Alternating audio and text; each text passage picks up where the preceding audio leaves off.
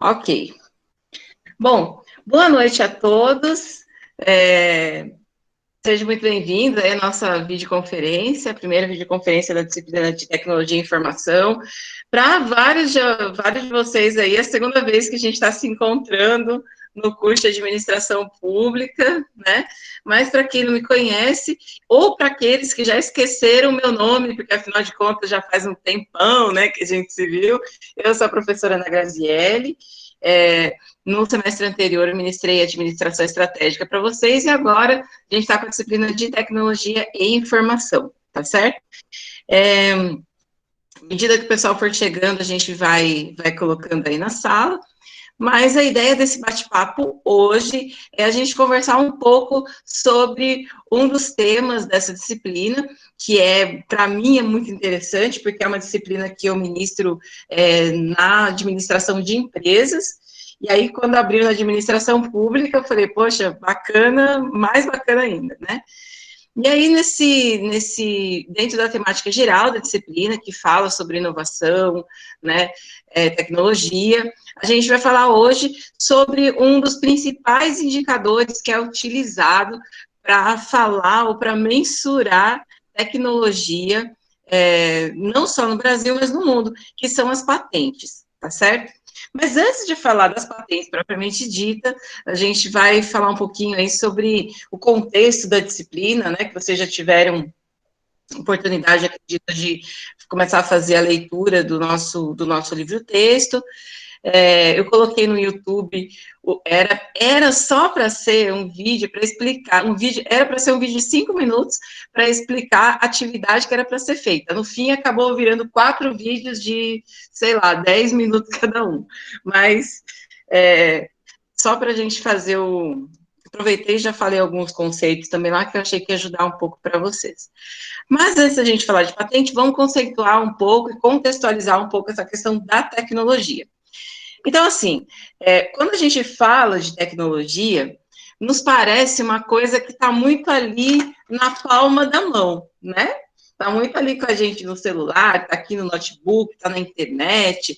A visão que a gente tem de tecnologia é essa visão muito conectada com os equipamentos e com a nossa vivência, né? O que a gente está experimentando, principalmente nessa época de pandemia, em que tudo virou home office, tudo virou trabalho remoto, e poucas atividades elas acabam sendo feitas de forma presencial, e aí a gente fica achando que a relação nossa com a tecnologia é essa. Mas a relação do ser humano com a tecnologia é muito mais antiga do que aquilo que a gente vê hoje.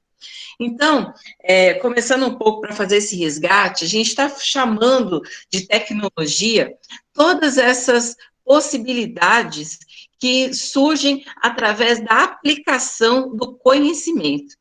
Então, toda vez que o ser humano ele começou a usar aquilo que ele sabia, aquilo que ele aprendeu, aquilo que ele desenvolveu, aquilo que ele conhecia, para gerar alguma melhoria de um processo, de um produto, de um serviço, a gente tem uma tecnologia sendo desenvolvida.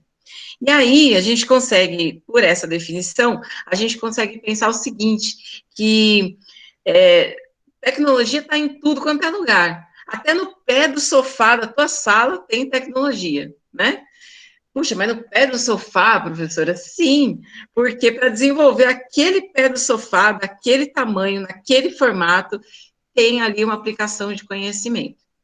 Então, toda vez que a gente observa isso, a gente observa a tecnologia acontecendo. Então, ela está em tudo quanto é lugar.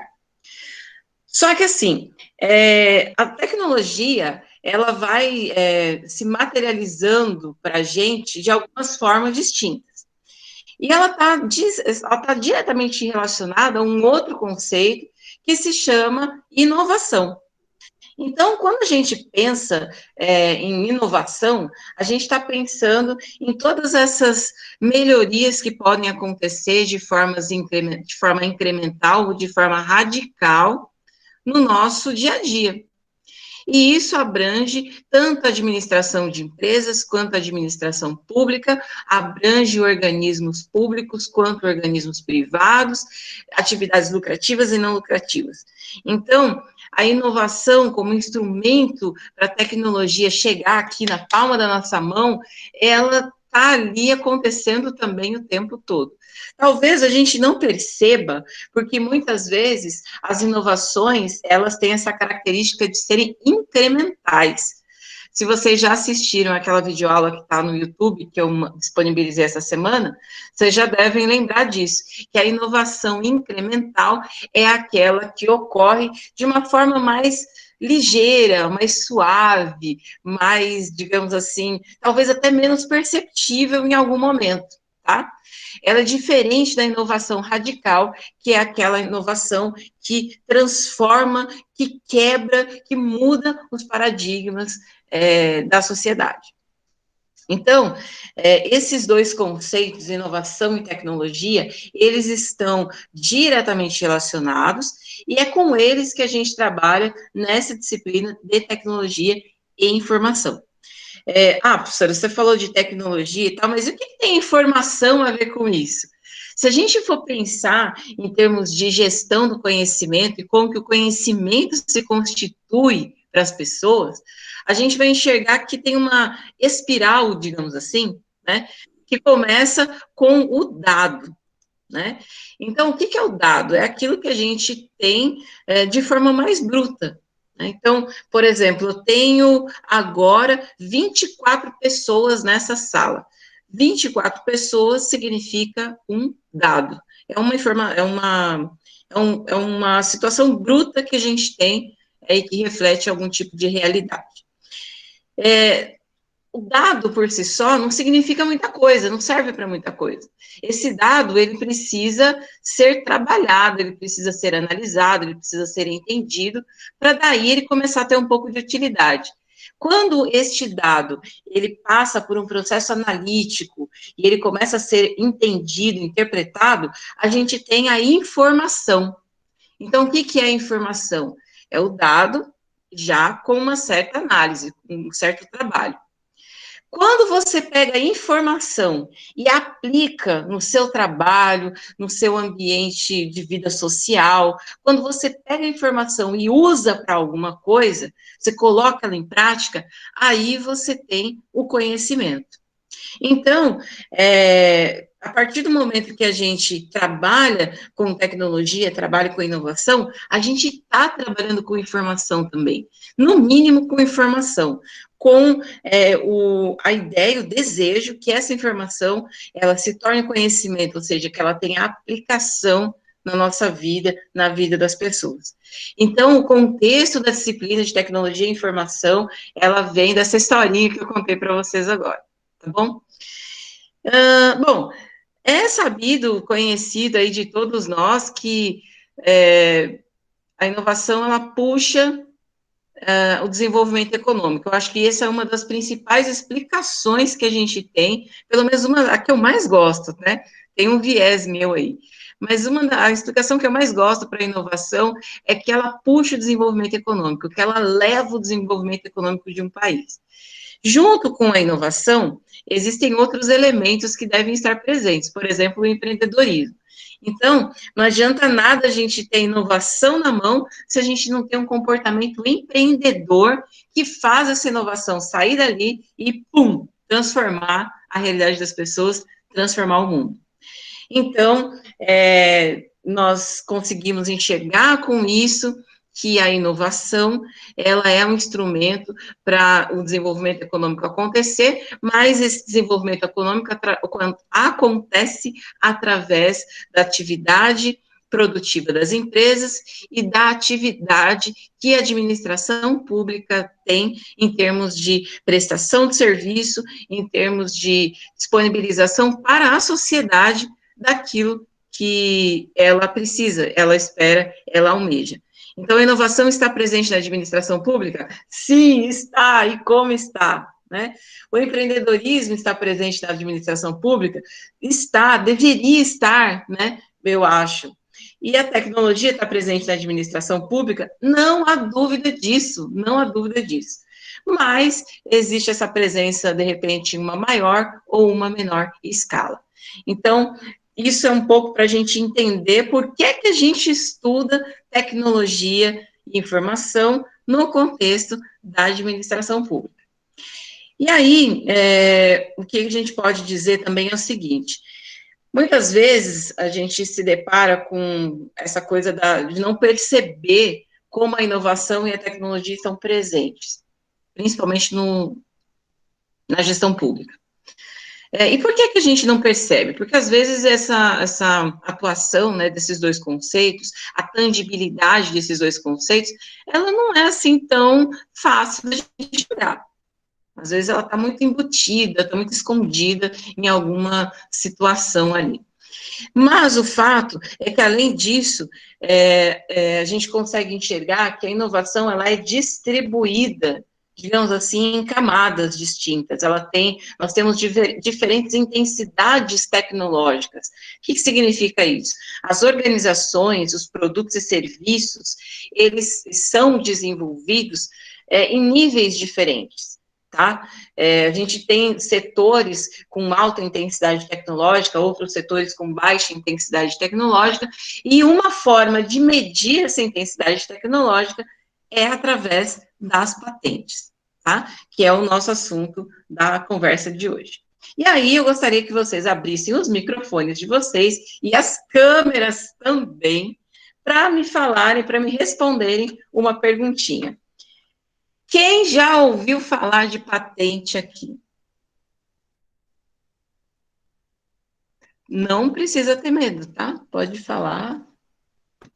Ou escrever, aqueles que não podem falar nem escrever porque estão sem microfone nem câmera de repente, mas vão aí, digitem para a gente, pelo menos para a gente saber o que o pessoal está respondendo. E aqueles que puderem abrir suas imagens e os seus microfones para falar, maravilha também. Olha, esqueci de falar que não vale só a tutora, tá? Tem que os alunos abrir também. Né, Vera? Senão... É isso aí, professora. Opa! E eles já estão acostumados comigo, a maioria deles já está acostumado comigo, então eles sabem que eu não vou desistir. Aproveita, enquanto isso o pessoal está começando a arrumar coragem aí, vou dar um oi, um salve para o pessoal que chegou, depois que eu já tinha começado a falar. Boa noite para vocês, eu vi que alguns chegaram e eu não pude cumprimentá-los. Deixa eu ver aqui. O Fabrício. Ah, Fabrício, então é você que é o PM3, PMMS. Eu ia te dar boa noite na hora que você entrou, mas não sabia teu nome, aí eu confundi. Beleza, obrigada. É o seguinte, eu estou perguntando quem é que já ouviu falar de patente? Quem tem alguma ideia do que é patente? Enquanto isso, vou recuperando as mensagens do chat aqui.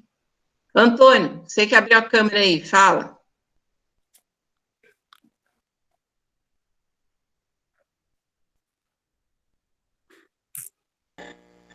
Patente é uma criação, né? Como fosse uma marca, assim, de uma... Acho que por aí, né? Ô, Cícero, é bem, olha, está bem por aí, sim. Está tateando o caminho, está tateando certo. Deixa eu ver quem mais está colocando aqui, ó. Williams, você que abriu a câmera também, fala aí. Estava fazendo um teste, estava sem áudio. Opa! Agora abriu o meu também. Mas ainda vale a resposta? Opa, lógico que vale. Tá, é patente tipo a Coca-Cola, é uma patente. Só, ó, a Valéria já está até dando exemplo, gente. Uhul! Deixa eu ver aqui, ó. O Leonardo está falando, né? Um direito de propriedade de uma inovação. A Gabriela, Google diz. Google diz, a patente é um documento pelo qual se confere e se reconhece o direito de uma propriedade. Ó, Gabriela, eu não sei qual que é a fonte, viu? Mas tá bem alinhado, sim, tá? A Stephanie falando aqui é proprietária de uma marca de algo inventado. A Daphne falando documento que reconhece o direito de propriedade, isso. Poxa vida, nem vou dar mais aula, viu, Vera? O pessoal já sabe tudo. Eu ia fazer uma brincadeira que se os meus nudes eu ia patentear, só eu tenho direito. Opa! Ai, misericórdia! Ainda por isso que a gente não liga o vídeo.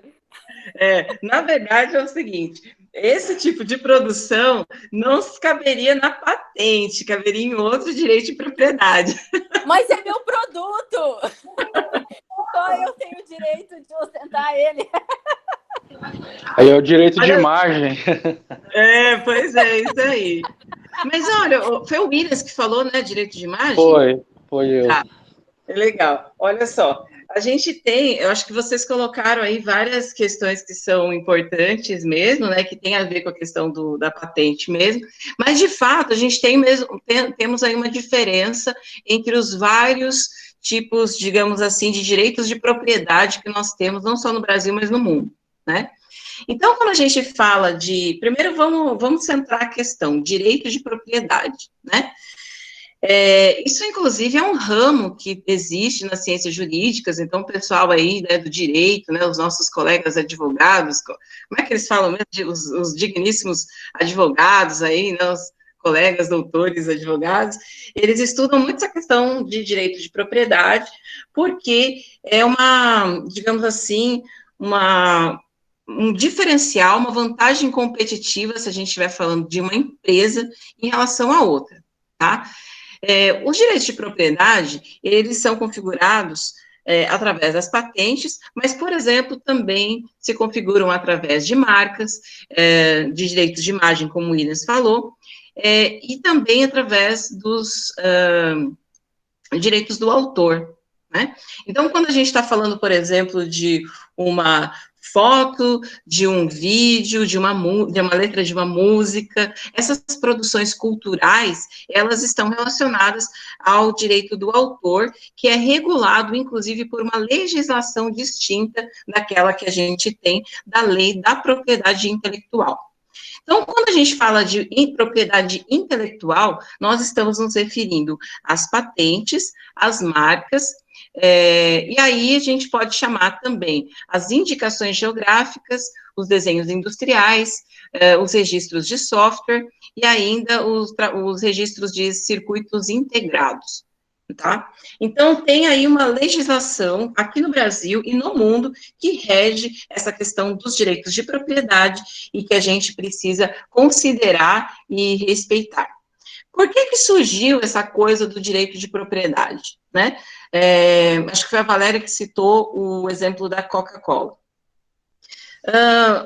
A gente tem vários produtos, principalmente produtos, né, fantásticos, que são criados pelas empresas e pelas pessoas, que são disponibilizados para comercialização, e aí, de repente, vem um indivíduo, o senhor, o cidadão, copeia, né, aquele produto, e aí começa a distribuir, né, comercializar essas cópias desses produtos, sem ter o direito de fazer isso, ou seja, explorando muitas vezes uma imagem, explorando uma marca que foi estabelecida, sem dar o devido crédito ao proprietário disso. Então, o direito de propriedade protege justamente essas pessoas. No caso das patentes, ele protege os inventores, tá? E os depositantes deste processo. Então, como é que eu confiro uma patente? As patentes, elas são dadas exclusivamente para produtos, tá certo? Então, se eu, de repente, venho e invento uma máscara sei lá, aquela que teve agora, que saiu, né, a máscara que mata o coronavírus, que o tecido, não é essa aqui não, tá, gente? Mas é uma máscara que o tecido, ele tem propriedades, talvez, né, eu não sei se é correto falar assim, antibacterianas ou anti alguma coisa, que mata o vírus ali no contato com o tecido. Muito bem. esse produto, por exemplo, essa máscara esse tecido e essa máscara que tem essa aplicação, é um produto, tem ali a característica de tangibilidade e ele vai ser registrado, pode ser registrado pelo proprietário junto ao escritório de patentes nacional, que se chama INPI, que é o Instituto Nacional de Propriedade Intelectual. Cada país tem o seu escritório antiviral, Marcelo, muito obrigada, viu? Acabei de ler aqui. Cada país tem o seu escritório de propriedade intelectual estabelecido, tá? Então, o Brasil tem um, os Estados Unidos tem outro, a Itália tem outro, o Japão tem outro, a China tem outro, e por aí vai, tá? Essas patentes, elas podem ser registradas de duas formas. Elas podem ser configuradas como modelos de utilidade ou como privilégios de invenção. O modelo de utilidade é uma patente, como se fosse, como é que eu vou dizer? É uma melhoria de algo que já existe, tá? E o privilégio de invenção é algo que tem uma característica mais inédita que foi produzida aí pelo seu inventor. Qual que é a diferença além disso? A diferença é o tempo de proteção que cada uma dessas especificidades tem. Então, o modelo de utilidade, ele tem um tempo distinto de proteção, que é menor que o privilégio de invenção. As patentes, elas são protegidas a partir do momento em que o inventor entrega uma série de documentos lá no INPI, por exemplo, desenhos, né, que estão ali envolvidos, esquemas, descrição do produto, nessa descrição tem todas as partes, todas as peças, todos os componentes, a funcionalidade. Então, tem uma série de documentos que é entregue lá no INPI, e aí os examinadores do INPI fazem uma análise sobre esses documentos e dizem se aquele produto pode ser patenteado ou não. Por onde passa essa análise? Prioritariamente, o examinador ele vai enxergar se aquele produto ele pode ser de fato produzido, né? Ele pode ser reproduzido em algum tipo de escala. Num outro momento, ele vai identificar se realmente aquele produto é uma novidade. O que significa isso? Ele vai ver se aquele produto ou de repente, aquela modificação, ela já não existe. E já não existe no formato do direito de propriedade. Em outras palavras, ele vai ver se não tem já uma outra patente sobre aquele mesmo produto ou sobre aquela mesma modificação, tá? Se ele conseguir identificar que o produto ele tem essa característica de patenteabilidade e tem essa característica de não ter sido registrado ainda, ele pode ser agraciado com o título da patente, que aqui no Brasil se chama carta patente, tá? Então, o indivíduo que ele vai lá e faz o processo, se tiver tudo certinho, ele vai receber uma carta patente que vai dar o direito da exploração comercial daquele produto por um determinado período, por exemplo, de 15 a 20 anos. Essas regras, elas funcionam de país para país. Então, se você for, por exemplo, no Japão, né, na Austrália, na África do Sul, cada escritório de patentes vai ter aí suas especificidades. Eu citei o Japão não, mas assim, a Austrália e a África do Sul, eu confesso para vocês que eu citei aqui aleatoriamente, porque nem todos os países do mundo possuem escritórios de registro de propriedade intelectual, tá? Ah, mas não deveria ter, professor? Assim, deveria ter, ok, mas nem todos possuem. Por que não possui? Muitas vezes é porque você não tem a atividade inovativa naquele país funcionando num nível no qual você gere um volume muito grande de inovação, e aí você tem a necessidade de pedir, de ter essas patentes registradas. Muitas vezes é isso, muitas vezes são outros motivos, tá? Mas Independente disso, trazendo de novo aí para o nosso caso brasileiro, a gente tem essa possibilidade aí. Considerando que vários países do mundo têm os seus, vou responder, Elias. Sendo assim, pode-se... Opa, deixa eu colocar aqui de novo. Sendo assim, pode-se locar ou alugar uma patente? Não, não pode. Não pode. Mas você me lembra de retomar essa questão até o final da aula, tá, Elias? Porque eu vou dar uma explicação específica sobre isso, tá? O que eu ia dizer para vocês é o seguinte, como a gente tem vários escritórios de patentes no mundo, e cada um, de repente, fala uma língua distinta, né? Não só a língua, mas, assim, os procedimentos são distintos, muitas vezes a gente vai ter dificuldades aí para fazer a busca dessas patentes. Então, dos mecanismos que foi utilizado, surgiu para ser utilizado para facilitar um pouco esse trabalho, foi justamente o PCT, que é um pacto global, digamos assim, global para todos os países que assinaram e participam, né, desse pacto, para fazer a investigação do pedido de patentes através do PCT. Então, como é que funciona mais ou menos isso? Se eu tenho um indivíduo lá na Espanha que quer pedir uma patente aqui no Brasil, ele pode fazer isso através do PCT. Se ele não fizer através do PCT, ele vai ter que pedir uma patente lá na Espanha e outra patente aqui no Brasil. Porque se ele for comercializar o produto dele aqui no Brasil sem ter a patente, ele pode ser pirateado, ele pode ser copiado, e ele não vai poder nem reclamar disso, tá certo? Então, o PCT, ele faz com que os países signatários, eles não precisem, por exemplo, o depositante de uma patente, não precise ficar depositando em cada um dos escritórios, mas ele vai lá e deposita o pedido uma única vez via PCT. Isso facilita muito a análise dos pedidos de patente, economiza tempo e dinheiro do depositante, tá certo? Eu acho que esse é um trâmite importante que a gente tem aí para falar. E o Brasil é signatário deste tratado que se chama PCT. Aí, o que mais que a gente pode dizer a partir do procedimento, tá?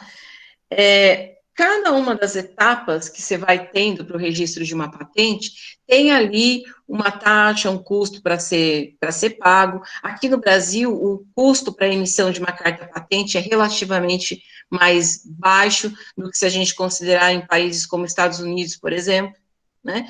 Só que, né, nosso custo é um pouco mais baixo, mas o nosso processo é muito mais moroso. Então, tem patentes aqui no Brasil que, infelizmente, demoram coisa de quase 20 anos para serem concedidas para o seu inventor, né? Eu estudo patentes, mas eu estudo patentes muito específicas, que são as patentes de tecnologia verde, né? Meus trabalhos, né, meus textos, eles são sobre tecnologias verdes. Então, eu já peguei caso, por exemplo, de análise de casos de patentes verdes, em que o indivíduo, ele levou 13 anos para ter a patente concedida. 13 anos. Considerando que o período da patente é de 20 anos, dependendo, né, aqui no máximo no Brasil é 20 anos, desses 20 anos que ele teria patente, 13 ele demorou só para obter a carta. Tá certo que existe uma coisa de retroativa aí, tá? Então, a partir do momento que o indivíduo, ele colocou o pedido de patente dele no INPI, se lá na frente for concedida a patente para ele, e durante esse período posterior, ele sofreu algum tipo de ataque da concorrência, por exemplo, uma cópia da concorrência, ele vai ter a base legal para requerer depois os direitos dele junto a essa pessoa que infringiu os direitos. E aí, junto com a pergunta que foi feita aqui no chat pelo Elias, né? Ele perguntou se você pode alugar uma patente. Então, o que acontece? Na medida em que você tem um direito de patente sobre um determinado objeto, você é o dono dela e você vai fazer com ela o que você quiser, né? Se você quiser, por exemplo, permitir Vamos supor que você, Elias, tem o direito de patente sobre essa nova máscara do coronavírus, né? Vamos dizer assim. E eu, Ana, quiser vender essa máscara ou produzir essa máscara que você tem o direito de propriedade, eu vou ter que pedir isso para você, e você pode me dar esse direito através do licenciamento. Então, a única forma de você acessar uma patente que tem cuja propriedade de uma outra pessoa é que essa pessoa faça o licenciamento para você dessa tecnologia. E isso é feito através de um contrato cujo registro pode ser feito, recomenda-se que seja feito junto ao INPI também. Fora disso, usou o produto do outro sem pedir permissão, você provavelmente vai ser acionado de forma jurídica e depois terá problemas com isso, tá? E aí um raciocínio muito semelhante vai acontecer, por exemplo, para registro de software, não é igual, mas é semelhante, vai acontecer para registro de software, para uso de marcas, por exemplo. Então, assim, professora, mas aí o software é separado? É separado. Se você criou, por exemplo, um aplicativo para, vamos lá, um aplicativo para você fazer agendamento das consultas da população lá nos postos de saúde da cidade. Se você criou esse aplicativo, então você não vai poder pedir uma patente sobre ele, você vai pedir um registro de software sobre ele. Vamos dizer que você tenha criado o aplicativo e você deu um nome para esse aplicativo, tipo Agenda Saúde, né? Se você quiser usar esse nome, Agenda Saúde, com exclusividade, além de pedir o registro do software, você vai ter que pedir também o registro da marca, tá? E por aí vai. Então, tem uma série de especificidades aí diante dessa coisa do direito de propriedade. E aí, uma coisa que eu gostaria de trazer para vocês, dentro da ideia aí da gestão pública, né? Quem é que pode pedir esse direito de propriedade? O inventor, seja ele qual for. Então, empresas podem pedir registro de patente, pessoas físicas podem pedir registro de patente, organismos públicos podem pedir registro de patente. Todo mundo pode, tá? E aí você vai ter duas figuras. Você vai ter a figura do inventor, que é o cara que bolou o negócio, inventou o negócio, de fato. E a gente vai ter a figura também do depositante, do indivíduo que está ali depositando o pedido junto ao INPI, que pode ser, por exemplo, a empresa, se for o caso da criação privada. Mas se for, de repente, um órgão público, eu posso ter um servidor, tá? Que vá desenvolver um tipo de produto, alguma solução, alguma aplicação, e aí ele fica como inventor, e o depositante pode ser o órgão público, no qual, por exemplo, ele está lotado, ou o órgão que fez esse desenvolvimento. Isso acontece muito com, por exemplo, a Embrapa, né? Então, a Embrapa tem os seus pesquisadores, eles vão ali, desenvolvem soluções, tá? E aí, essas soluções, elas são patenteadas, como tem aí o nome dos pesquisadores como inventores, e aí tem a Embrapa como depositante, que também acaba recebendo aí parte dos direitos se houver a comercialização daquela solução. Isso está previsto na legislação de patente. Uma outra figura que aparece nesse processo é que muitas vezes você vai ter procuradores, né? O que é o procurador? É a figura de repente, de um especialista em patentes, muitas vezes de um escritório de advocacia, que faz todo esse trâmite burocrático, preenche os documentos, faz toda essa intermediação junto ao INPI, para que o inventor ou depositante não precise fazer. Muitas vezes as pessoas, puxa, mas eu não sei como é que faz isso, é muito burocrático, é muito papel, então deixa eu pagar, de repente, a consultoria para fazer. Existe essa figura também, tá? E aí tudo vai depender do contrato que você vai ter com essas figuras, né? Então, tem contratos que têm ali a prestação do serviço e cobram um valor X para fazer isso. Tem contratos que cobram a prestação do serviço, mas também cobram algum tipo de participação na patente. Tem vários instrumentos, tá? E aí, realmente, a gente precisa, aí vai de cada contratante, digamos, o que precisa, que aceita ser feito. Outra coisa importante é que a legislação brasileira, ela não permite que alguns itens, por exemplo, sejam patenteados. Então, quando a gente fala de patrimônio genético, quando a gente está falando aí de melhoramentos genéticos, isso é uma coisa que a gente não pode patentear. Pode brigar, pode espernear, pode fazer o que você quiser. Não pode patentear, isso está previsto na legislação. Tá? Você não pode patentear, por exemplo, nenhum animal, nenhum ser vivo, né? E por mais óbvio que isso nos pareça, tem que estar escrito lá, porque se está escrito lá, é porque já houve algum tipo de tentativa neste sentido. Então, um pouco contando, isso é falando muito por cima, brevemente, sobre essa questão de patente, só para vocês terem um pouco mais de ideia. Agora, sim, por que esse assunto surgiu na disciplina? Porque muitas vezes a patente é utilizada como indicador de inovação de uma empresa, ou de um país, ou de um órgão público também, né?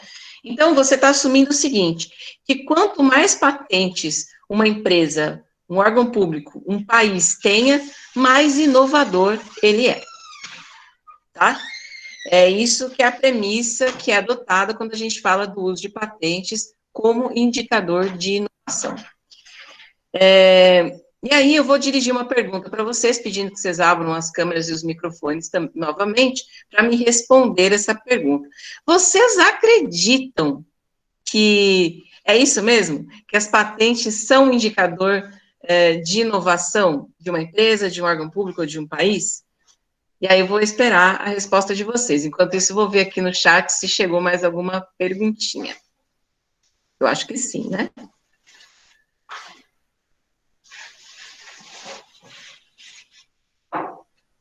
Tem a pergunta do Elias aqui.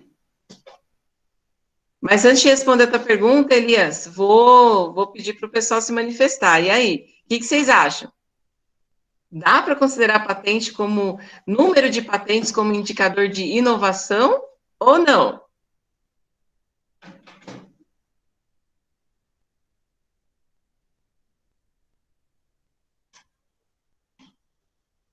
Cícero está falando que acha que sim. Marcelo também está falando que acha que sim.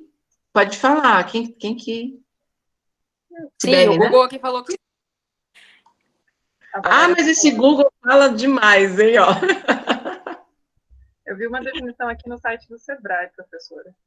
Opa, pode falar, Sibeli. Para fins de patente, a invenção precisa enquadrar-se em uma das seguintes naturezas e modalidades.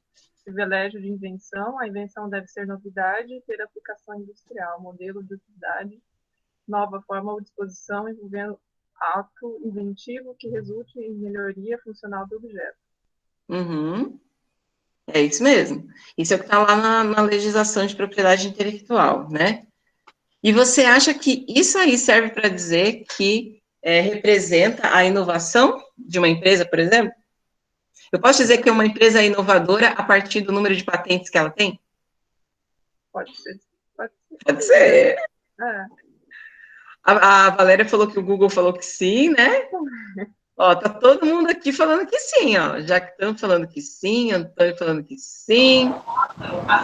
O Fabrício falando que sim. Cícero também. Edneia. Ah, mas tinha que aparecer o Leonardo para bagunçar a resposta do pessoal, né, Leonardo? Vocês viram o que ele escreveu aqui, ó? Aí ele escreveu e a Gabriela emendou no que ele escreveu aqui, olha só. Leonardo está dizendo, infelizmente, nem todos registram as suas inovações, talvez pelo modelo burocrático e dificuldades. A Gabriela, eu acredito que esse indicador não seja fidedigno ao número real de inovação que está acontecendo, pois demora muito. Alguém mais? As universidades públicas demoram também para registrar as patentes, né? Tem problemas, é muito caro, às vezes. Sim, as universidades são boa parte aí da geração de patentes, geração e registro de patentes que a gente tem no Brasil vem das universidades públicas, né? E aí, olha, bastou eu falar, o pessoal já deu uma recolhida agora. Opa, será que é? Será que não é, hein? É o seguinte, pessoal, é aquela história. O Emerson colocou aqui também. Não necessariamente, se a empresa inova, mas não registra patente, não é possível calcular com base apenas no número de patentes. Marcelo falando que demora muito. Leonardo falando que é um indicador importante. Opa, muito bem. Quem mais puder ir escrevendo ou falando aí, a gente agradece as opiniões, mas sinto que vocês captaram a mensagem, hein? Cícero, mas não pode ser o único meio de aferir o número de inovações. Isso aí. Pessoal, a gente tem que pensar, a gente pode pensar o seguinte, né? Vocês estão colocando aqui várias informações, várias observações. Muitas vezes, o inovador, ele vê que o processo ele é lento, tá? E aí, isso daí dá uma desestimulada no indivíduo, né?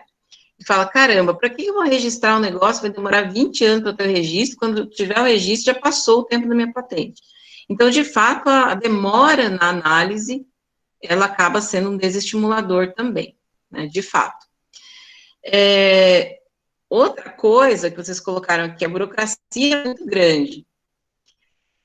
Olha, assim, já foi até maior, mas hoje o INPI facilitou muito os processos, tá? Hoje você tem, inclusive, um expediente que o INPI utiliza, que se chama exame preliminar. Funciona assim. Antigamente você ia, juntava todos os documentos, levava no INPI e os caras faziam a análise. Hoje não, hoje você pode juntar todos os documentos, se você quiser, você pode pagar uma taxa para eles fazerem um exame preliminar. Esse exame, eles vão olhar se tudo aquilo que você trouxe está coerente ou se está faltando alguma coisa. Porque se estiver faltando alguma coisa, ele já te fala, ó, está faltando isso, isso, isso, está errado assim, assim, assim. Aí você refaz e aí você manda o pedido. Então, você já está mandando o pedido correto. E aí você não vai ter aquele processo de idas e vindas que muitas vezes acontece quando você tem a dúvida para fazer o registro da patente. Agora, uma coisa por que demora tanto? Tem vários motivos, viu, Jaquita? Um dos motivos é que o INPI ele tem uma estrutura enxuta, tá? Não tem tantos examinadores assim. O segundo motivo, isso aí atrapalha, né? Porque quando vão chegando mais pedidos, aquilo ali vai formando uma fila. Essa fila tem um nome, tá, gente? A fila se chama backlog. Vou escrever aqui no chat. Backlog. Backlog é a fila que as patentes fazem para serem analisadas, tá? Então, tem poucos examinadores, é um fator. O outro fator é que a análise do pedido de patente demora mesmo. É um negócio que demora. Por que demora? Porque você tem que olhar para todos aqueles documentos, você vai ter que identificar se não existe em nenhum lugar, né, do Brasil, em alguns casos, se for um pedido internacional, você vai ter que verificar no mundo, para ver se não existe nenhum pedido feito daquilo, tá? Porque se tiver feito, você já não vai poder conceder a patente. E fora isso, o terceiro fator é que as patentes exigem um conhecimento técnico do examinador muito grande.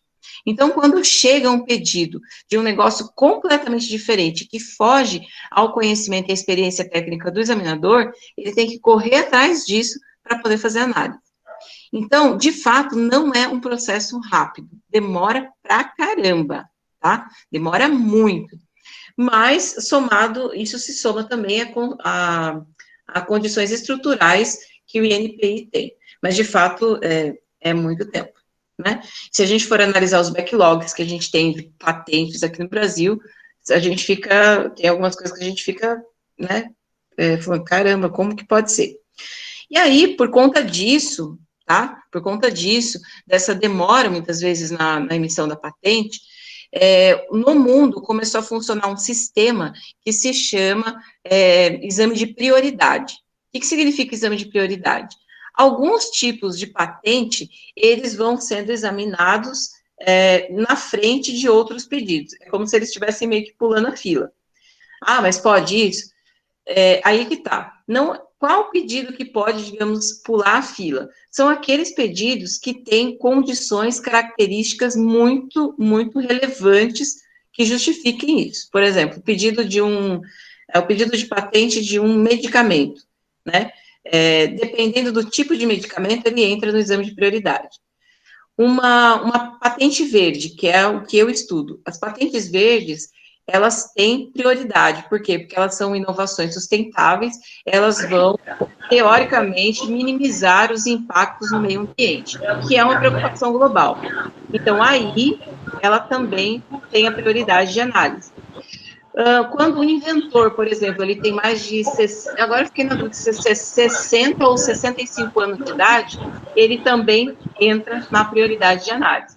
Então, tem uma lista de prioridades de análise que o INPI possui e que em outros países do mundo possui-se também, que é uma forma de tentar diminuir esse backlog, diminuir esse tempo de análise das patentes. Professora, Diga. a senhora que trabalha com patentes verdes, a senhora conhece a história, então, do açaí do cupuaçu que foi roubado não, foi registrado no Japão, e acho que a rapadura também tinha sido registrado fora do Brasil, acho que na Alemanha. Isso aí a gente estuda muito na faculdade de Direito, essas histórias mirabolantes de registro de patente brasileira no exterior, por outros países, né? É isso aí, Williams. Mas é aquela história, né, que a gente fala muito disso, inclusive para o pessoal, para os professores, tá, das universidades, porque é assim, isso acontece muito com produto, você citou 2 exemplos aí que são distintos desse que eu vou falar agora, mas acontece muito com o produto farmacêutico. O produto ele é desenvolvido, de repente, na universidade, por um pesquisador, por um professor, por seu grupo de orientandos. E aí, o professor, ele vai ter uma preocupação que está muito ali na questão da publicação do artigo, né? Então, vou publicar o artigo com a minha descoberta, que é muito importante e a gente faz isso mesmo. Só que aí ele publica o artigo e ele não faz o registro da patente. Se ele não fizer o registro da patente, qualquer um vai lá, prepara a documentação e pede e faz o registro. Então, muitas vezes ele vai com detalhe ali no artigo científico dele, ele coloca todas as situações, ele conta direitinho, vai uma empresa, de repente, pega isso e faz o registro da patente. E aí, não dá para reclamar. Por quê? Porque ele tinha que ter feito. Então, nesse ramo farmacêutico, no ramo químico, essas coisas são bastante reincidentes. Agora, nem tanto, porque agora eu acho que a academia ela tem também se atentado bastante para isso. Mas, há pouco tempo atrás, né, poucos anos atrás, isso era muito reincidente. Né? E é extremamente necessário que a gente tenha essa preocupação, porque se o conhecimento foi produzido, eu acho que pelo menos o crédito a gente precisa dar, né, para as pessoas que produziram isso. O Marcelo está falando aqui, o plano de combate ao backlog ataca quase 150 mil pedidos de patentes, né? E esse plano, na verdade, o INPI ele vem lançando algumas iniciativas de combate ao backlog desde 2019, né? Antes um pouco até, mas a partir de 2019 a gente veio observando isso. Inclusive, até o site do INPI foi reformulado recentemente. Mas ainda tem essa lentidão aí, vai demorar muito tempo para zerar, de fato, esses pedidos. Então, e aí, assim, eu concluo um pouco a pergunta do que eu coloquei para vocês. Tem muita invenção que acontece e as pessoas não registram. Muitas das vezes, o cara acha, além dessas questões da burocracia, né, o custo da patente e tal, o cara acha que aquilo, imagina, para que eu vou registrar isso aqui? Um negocinho simples, de nada. E, no fim, não é um negocinho simples de nada, e vai alguém lá, registra, e o que ele podia estar ganhando de dinheiro, por exemplo, ele não está ganhando, isso no âmbito da iniciativa privada. Então, olhar para o número de patentes, sem dúvida, é um importante indicador, mas é um indicador do que a gente chama, vou escrever para vocês aqui no chat também o nome, nós chamamos de proxy. Então, o que é uma proxy? É um indicador aproximado. Então, ele é um valor aproximado que representa um tipo de situação. Então, significa o quê? Quando eu digo que as patentes são um indicador de inovação, por exemplo, no Brasil, eu estou usando uma proxy, eu estou usando uma variável aproximada. Isso significa que a patente, por si só, não representa a atividade inovadora de um país, de uma empresa ou de um órgão público, se for o caso. Ele representa parte daquilo, né? E a outra parte, que está ali, né, não está registrada, mas continua acontecendo, ela também é importante. Então, além da patente, existem outros indicadores, né, como, por exemplo, a atividade empreendedora das empresas, a lucratividade. Tem muita discussão sobre isso, né? Se a gente traz isso muito para o universo da empresa, a empresa mensura muito isso. Quanto que a minha lucratividade aumentou em relação àquilo que eu investi em P&D, pesquisa e desenvolvimento, né? E aí ela vai tentar pegar um pouco aí dessa intangibilidade, muitas vezes, que existe. Então, é um negócio para discutir, viu? Eu vou dizer para vocês, eu estudo as patentes, especificamente as patentes verdes, mas eu tenho um certo cuidado aí na hora de escrever isso nos meus trabalhos, porque a gente sabe que tem aí um delay, né, em termos de registro e daquilo que a gente está, de fato, observando de atividade inventiva, certo? Bom, como já são aqui, faltam 2 minutos para as 8 horas, eu queria abrir para vocês agora, ouvir um pouco de vocês, e também ler um pouco de vocês, né, gente? Porque foi quase monólogo aqui, se não fosse um ou outro me salvando aqui com uma perguntinha, mas eu queria ouvi-los um pouco, né? Saber se vocês, o que vocês acharam dessa exposição, se vocês já sabiam disso, se teve alguma novidade daquilo que eu falei para vocês. Nossa, eu não sabia que era assim, não sabia que era desse jeito. Então, eu gostaria de ouvi-los um pouco, ou escrever, ler também, né, um pouco do que vocês estão escrevendo. Então, por favor, faça a sua participação aí.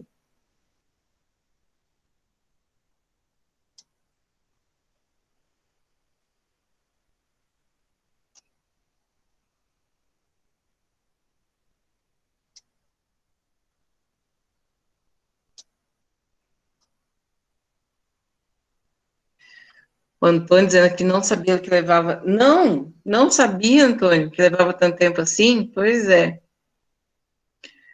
Pior que a gente tem aí, né, uma situação aí, de fato, tem uma disposição mesmo do governo em fazer isso acontecer de uma forma melhor, mas vai levar um tempão, E é isso que eu falei, tem infraestrutura, mas tem a complexidade da análise dos pedidos, não é tão simples assim também para fazer, né?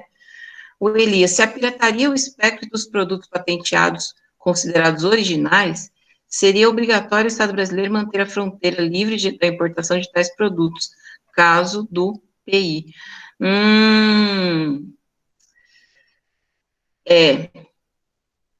Eu acho que assim, aí a gente está trazendo aí um outro elemento para discussão também, né, Elias, porque o que acontece? É até bom até a gente falar disso. É uma pergunta que as pessoas sempre fazem, é se existe patente internacional, né? Não existe patente internacional. Então, uma patente, ela é válida exclusivamente no país onde ela é concedida. Então, a patente que é concedida aqui no Brasil, ela vale somente no território brasileiro. Ela não vale, por exemplo, no Paraguai, ela não vale na Bolívia, não vale na Colômbia, não vale nos Estados Unidos. Se você quiser que a sua patente ela vale lá nos Estados Unidos, você vai ter que entrar com um pedido lá nos Estados Unidos para ela valer lá também. A única coisa que existe que você pode fazer um pedido internacional de patentes, que é via o PCT, mas não existe patente internacional, a validade dela é exclusivamente no território nacional. Então, o que acontece? Muitas vezes, né, a patente existe aqui no Brasil, mas como ela não existe no tal lugar, né, num outro país, lá eles vão, produzem as cópias, de repente, e aí trazem, comercializam aqui.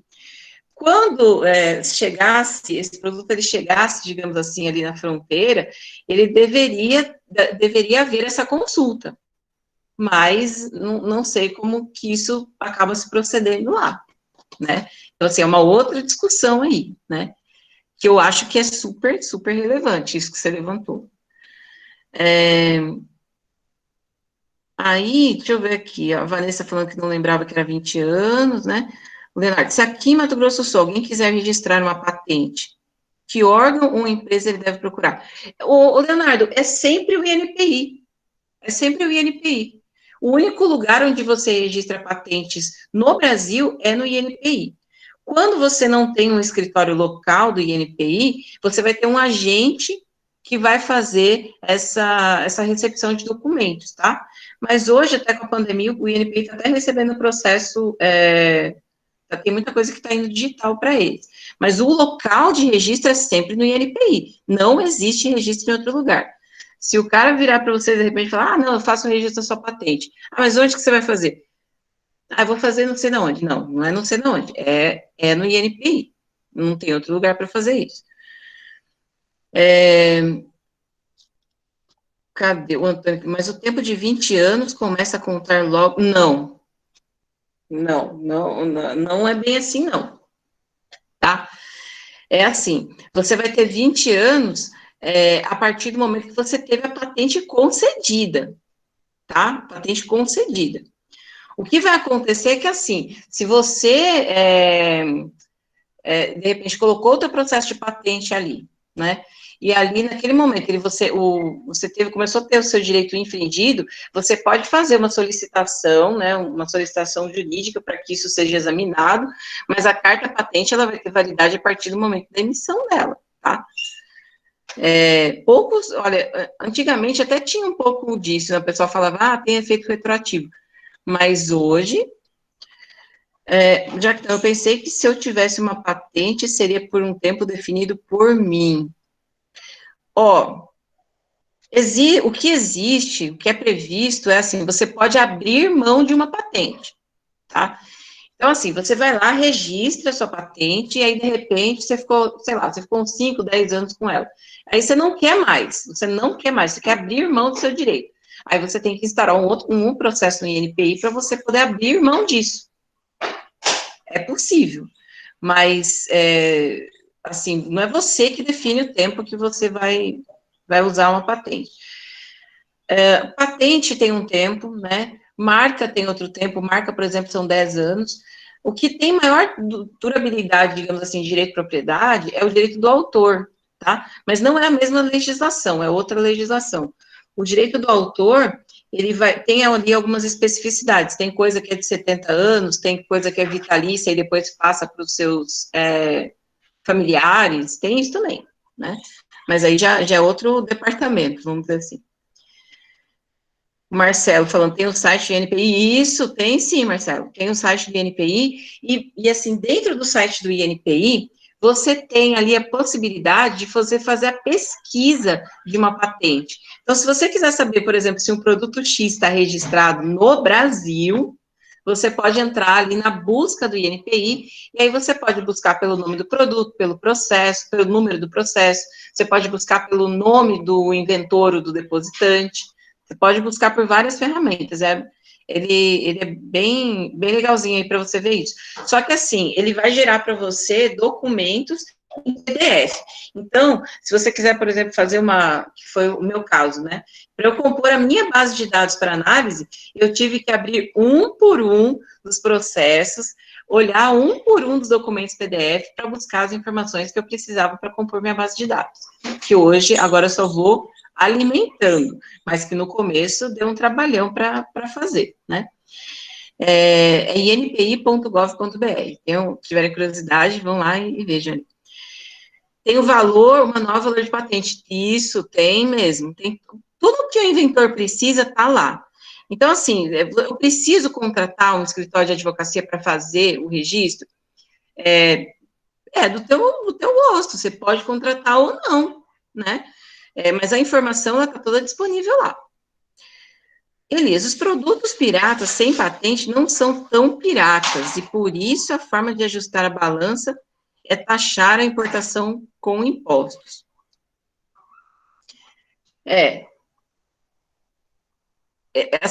Dizer se eles são, aquele negócio, a gente dizer se ele tem patente ou não, realmente precisaria levantar, pesquisar, né?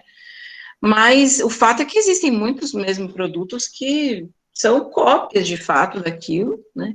Foram produzidos num regime que de repente, não respeita os direitos de propriedade, né? Agora, se a gente vai aumentar a taxação para poder, de alguma forma, coibir isso, eu acho que é um expediente que pode ser utilizado. Mas é um expediente que, por exemplo, ele também está fora dessa discussão da lei de patente que a gente está falando, né? Que também são mecanismos complementares que eu vejo aí, que o Elias está colocando. Mas o problema é que, assim, sendo produtos importados, a meu ver, tá, gente? Sendo produtos importados ou não, produziu sem ter a licença do detentor do direito, ele já está infringindo a lei, né? Porque pensa só, o tempo, o dinheiro, o conhecimento ali, o investimento de pessoas que foi feito para desenvolver aquele produto. Aí chega um indivíduo, copia aquele negócio e começa a comercializar, né? Esse indivíduo que foi lá e copiou, ele não teve esse tempo ele não levou esse tempo para desenvolver, ele não levou esse tempo para esse dinheiro, ele não gastou aquele dinheiro para fazer isso, ele não consumiu recursos humanos para fazer isso. Ele foi lá e copiou. Então, eu acho que tem aí uma boa justiça que é feita com o proprietário da invenção nessa medida, né? Eu acho que a gente tem que olhar para isso também, tá? Pessoal, vamos lá, colocando mais perguntinhas aí, mais observações, tá? Para a gente poder aí fazer nossas reflexões aí finais dessa aula. Qualquer um pode registrar patente? Pode. Inventou um negócio aí, vai lá, né? Faça o registro, faça uso desse registro, é muito importante.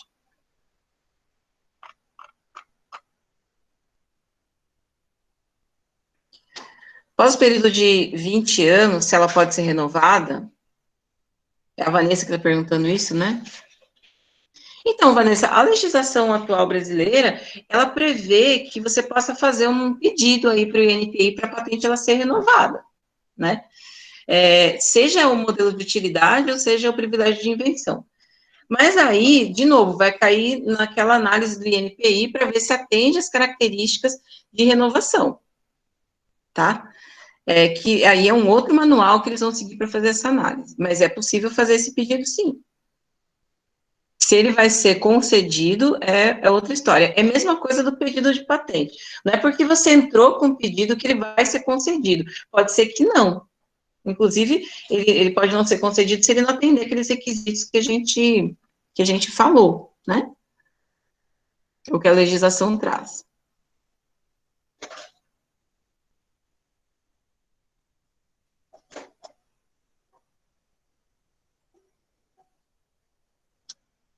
Que mais, pessoal? Vocês gostaram de saber sobre essas coisas? Ou não? Não gostaram? Ah, professora, não. A Vanessa está falando que sim. Opa, o Leonardo falando que sim. Legal.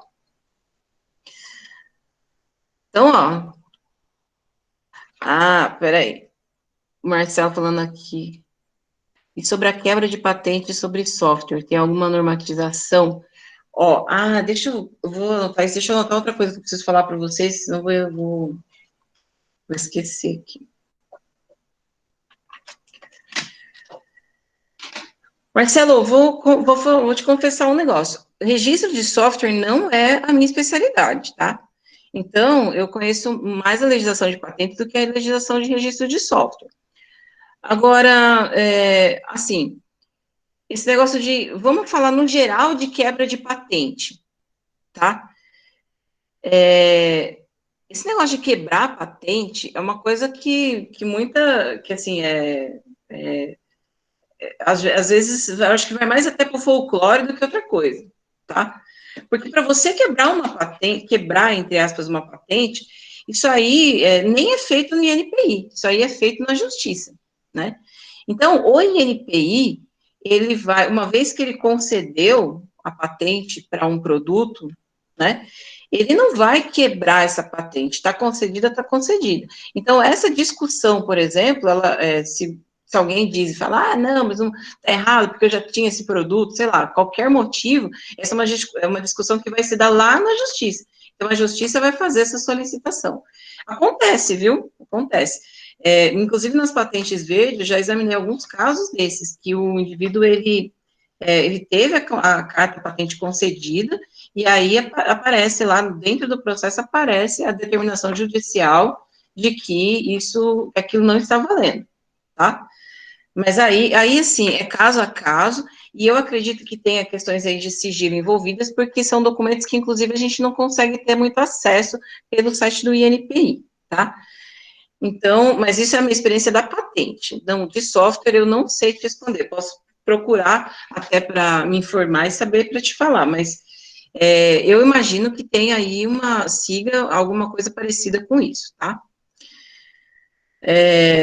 Pessoal aqui falando, Edneio, já que estão falando, acho importante, o Fabrício falando, né? Fabrício, não vou mais esquecer, hein? Toda vez que você entrar agora com PM3, PMMS, eu vou saber que é você. E o Mauro falando é muito interessante, porque reserva os nossos direitos, sem dúvida, né? Uma coisa que eu ia falar para vocês, que eu acabou passando, que eu esqueci, né? A gente falou assim, tem muita empresa que não registra patente e tal, né? E aí tem um negócio que as empresas utilizam muito, que você já deve ter ouvido falar, que são os segredos comerciais.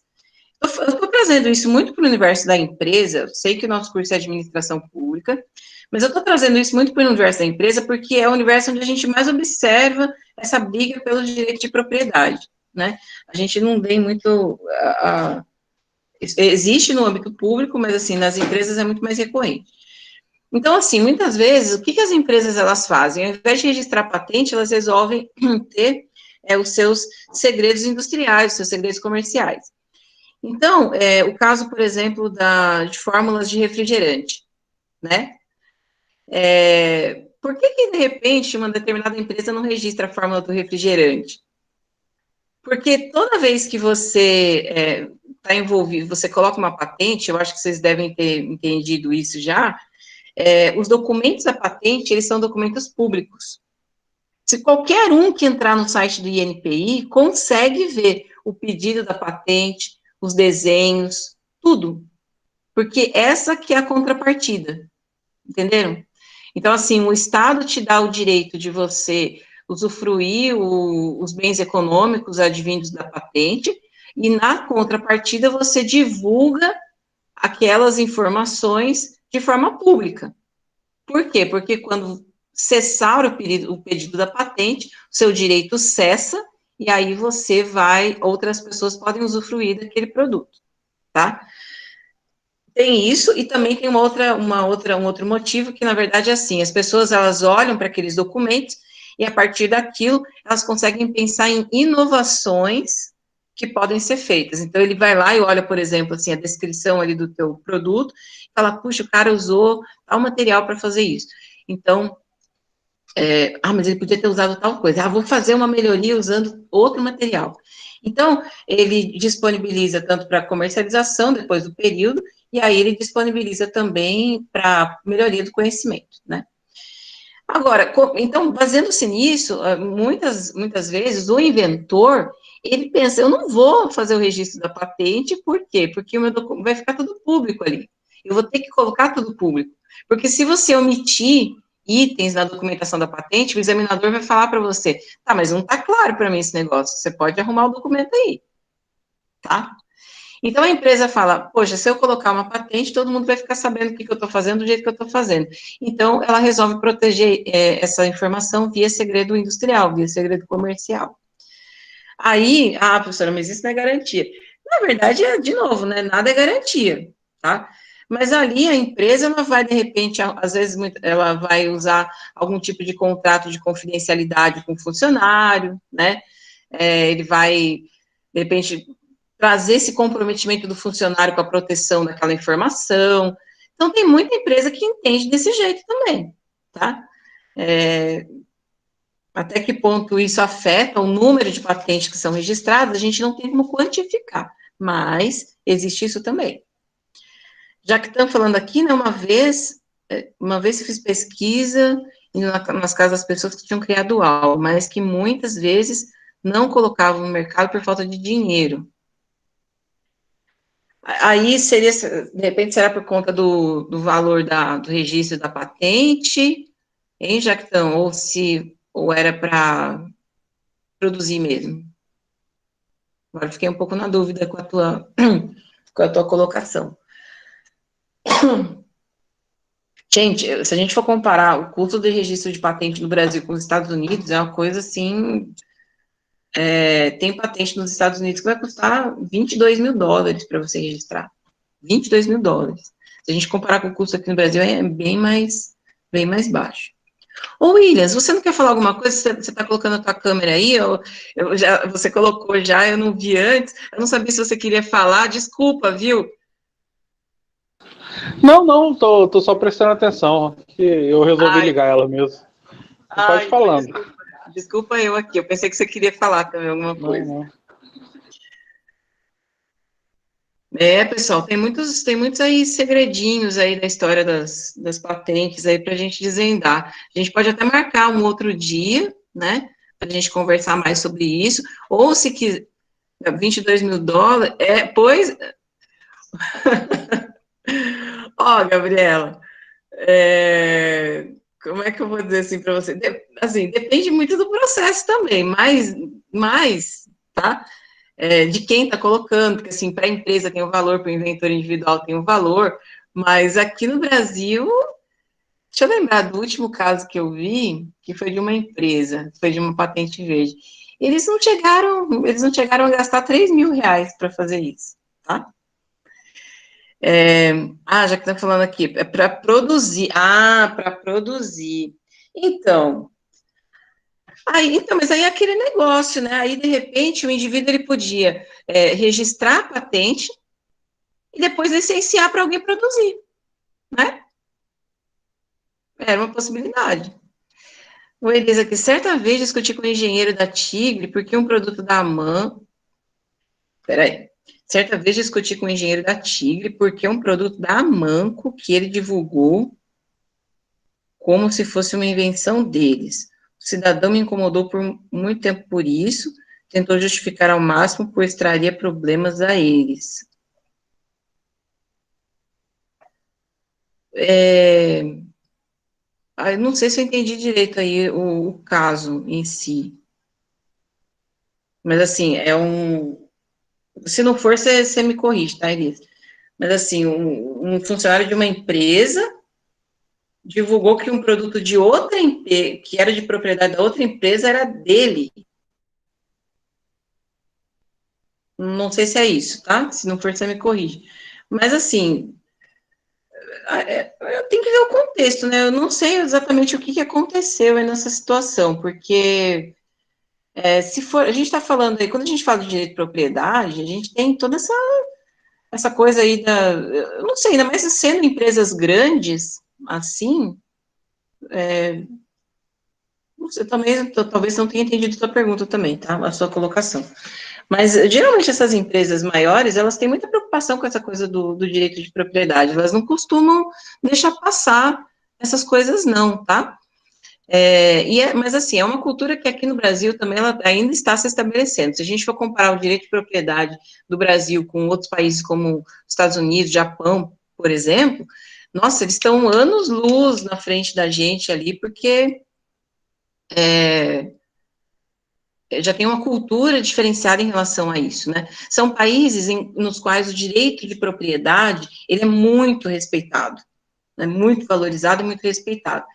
Aqui no Brasil, é um negócio que, assim, às vezes o cara, ele sabe que tem a patente, mesmo assim, ele não se incomoda em copiar o produto do outro, tá?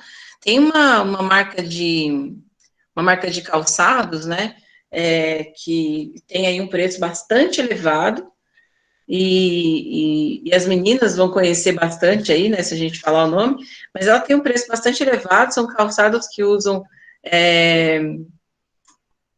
eu vou falar plástico, porque eu não lembro agora o nome do plástico, tá? O nome dele.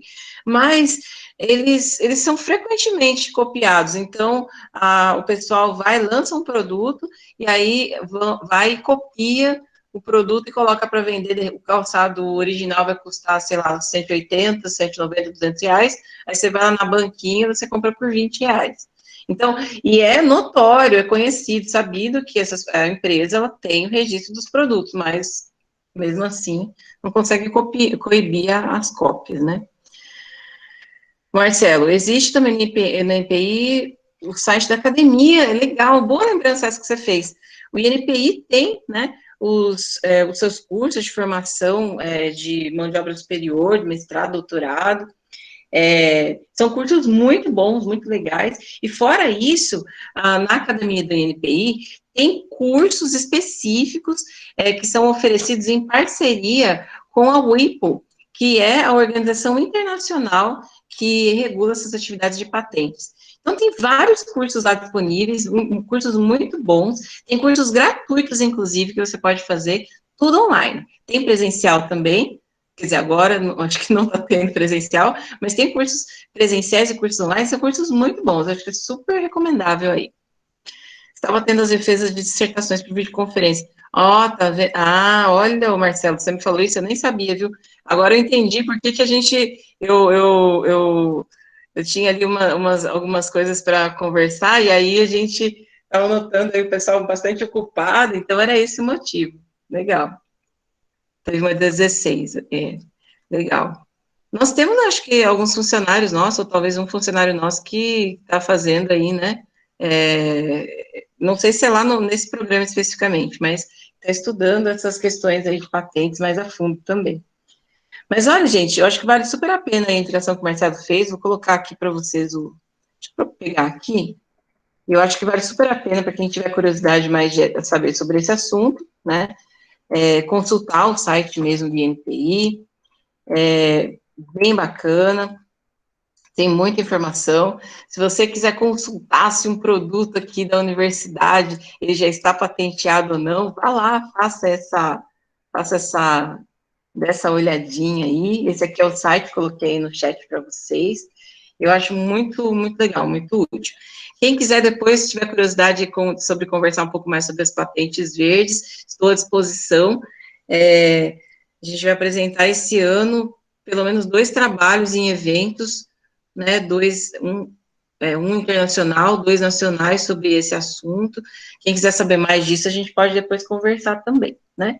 Mas foi maravilhoso ter essa conversa com vocês hoje, né? Um assunto que particularmente eu gosto, né? Pesquiso sobre isso, então é muito bom poder lecionar uma disciplina que tem essa pegada e que a gente permite que a gente faça as discussões com os alunos também, essas reflexões com os alunos.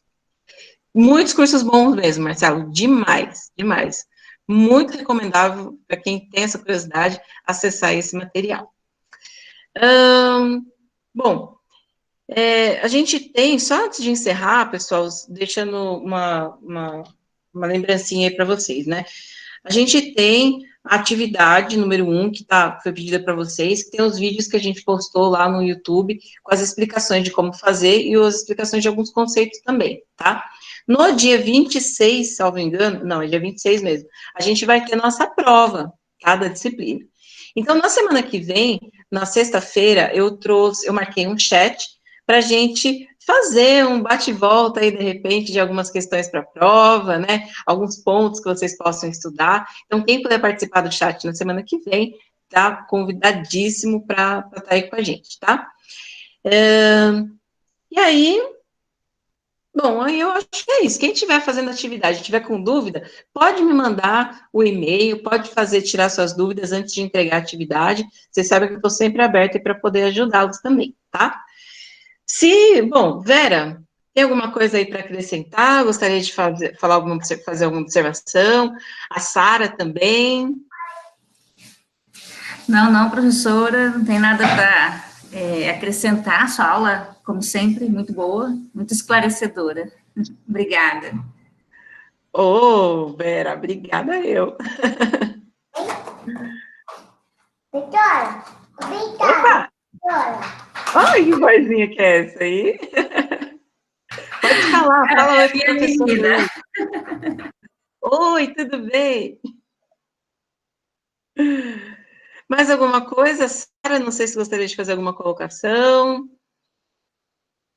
Nossos alunos queridos aí.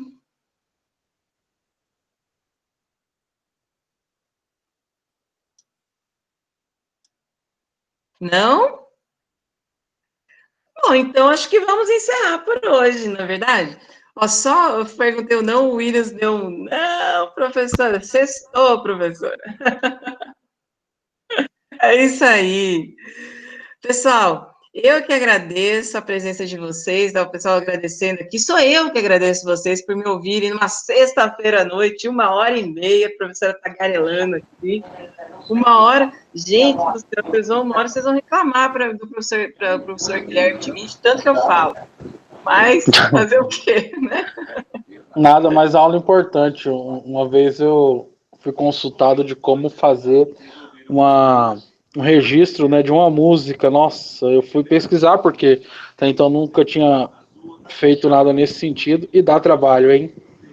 E aí é um outro, tem que ser na Biblioteca Nacional, são 2 locais, né? Ou na Biblioteca Nacional no Rio de Janeiro, ou num órgão vinculado à Universidade Federal lá. Então, assim, Isso. esse negócio de registrar algum produto, música, dá trabalho.